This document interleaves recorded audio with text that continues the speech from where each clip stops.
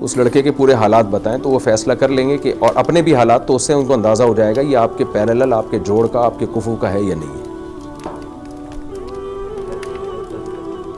اچھا، مہر کا جو مسئلہ ہے اس میں، تو نکاح بغیر مہر کے تذکرے کے بھی ہو جاتا ہے، تو ایسی صورت میں مہر مثل دینا پڑتا ہے۔ مہر مثل کا مطلب آپ کی بہنوں کا یا آپ کے خاندان میں عورتوں کا جتنا مہر رکھا ہوگا تو پھر وہ مہر دینا پڑے گا شوہر کو۔ پاکستان سے پوچھے کیا یا نبی سلام علیکہ کہنا جائز ہے؟